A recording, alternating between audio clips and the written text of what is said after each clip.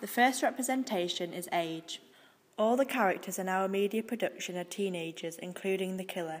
The age of the characters attracts the target audience of 15 to 24-year-olds, as they can relate to the emotions and feelings expressed by the teenagers on screen. The clothes they are wearing also anchor their age, as they are typical, trendy clothes that you would expect a teenager of their age to wear. A typical slasher film convention is that the adults and authority figures are useless and do not help in any of the situations that arise. This convention is portrayed in our film when the Scream Queen's father does not answer his phone, signifying he is useless. The final girl is portrayed as the innocent and sensible character of the group, which signifies she is the leader of the group and that, like the stereotypical final girl, she will eventually defeat the killer using her intelligence and intuition. The jock of the group comes across as the one who has a lazy and rude attitude towards his peers, especially his girlfriend, the Scream Queen.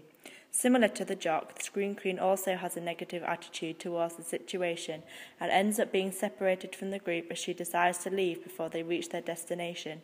The jock and Scream Queen are both binary opposites of the final girl's attitude, which is positive and enthusiastic.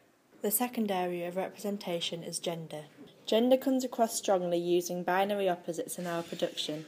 The Scream Queen and killer are binary opposites. The Scream Queen fits the stereotype of her role, as she is wearing a low-cut vest top and has long blonde hair. As well as this, she is emotional and weak, which is signified by being the first victim out of the group. The killer is the binary opposite of this, because they portray no emotion. Although narrative enigma is used, it is still clear that there is an element of psychopathy revolving around the killer. The killer also portrays strength and power as he succeeds at killing the Scream Queen. As well as the killer, there are binary opposites between Scream Queen and Final Girl. Carol Claver's theory of the final girl and feminism in slasher films explains how the final girl takes the lead role, as she has more masculine attributes which are signified by her body being covered up. Our final girl follows this theory. The third area of representation is sexuality. To reinforce a normative representation to the audience, we chose for all the characters to be heterosexual.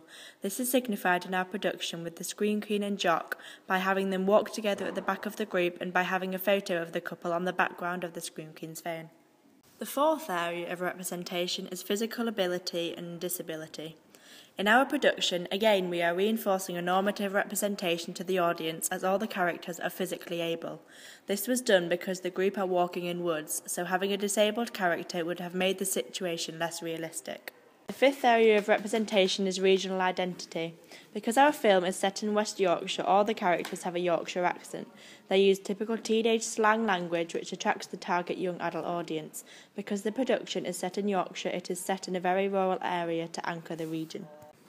The sixth area of representation is social class and status. All the characters in our production are of a working middle class. They speak the same and do not dress outrageously different to each other, so they do not look different enough to class them as a different social status. The target audience is also middle and working class, which helps the audience easily relate to the characters. The seventh area of representation is ethnicity. All the characters in our production are white British, so there is no cultural diversity. There are very few slasher films with a culturally diverse cast, however, Nelson McCormick's Prom Night challenges this.